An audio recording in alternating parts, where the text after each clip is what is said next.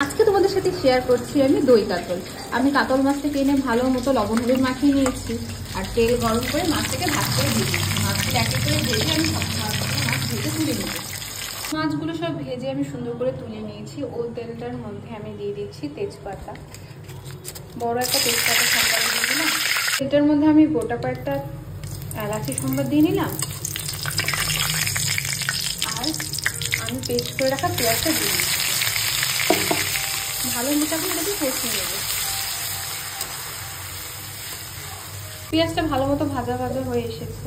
আমি এর মধ্যে আমি আগে থেকে করে রাখা আমার যে মশলাটা আছে, ওই মশলাটার মধ্যে আমি একটুখানি নিয়েছি হচ্ছে তোমার কাজু, পোস্ত, কয়েকটা সরিষা পেস্ট করে নিয়েছি। ওটা দিয়ে এখন ভালো মতো কষিয়ে নেব আর পরিমাণ মতো লবণ আর হলুদ অ্যাড করে দেব।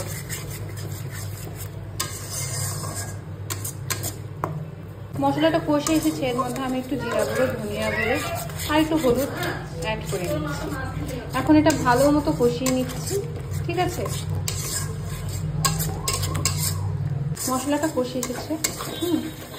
আমি এখন এর মধ্যে অ্যাড করে দেবো হচ্ছে গিয়ে আগে থেকে ফেটে রাখা টক দইটা।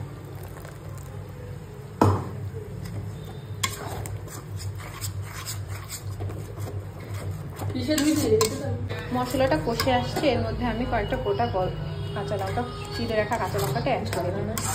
মশলাটা কষে এসেছে, আমি এখন এর মধ্যে ভেজে রাখা মাছগুলো ছেড়ে দিচ্ছি। আমি মাছটাকে কিছুক্ষণ একটু ফুটিয়ে নিয়ে তার মধ্যে গরম মশলা দিয়ে মাছটাকে নামিয়ে নেব। তাহলে আমার মাছটা রেডি হয়ে গেল। আমার দই কাতলাটা রেডি হয়ে গেছে, এখন আমি এটাকে নামিয়ে নিচ্ছি। রোদের আলোতে আমার দই কাতলাটা কিন্তু একদম চকচক করছে। আমার দই কাতলা কিন্তু রেডি।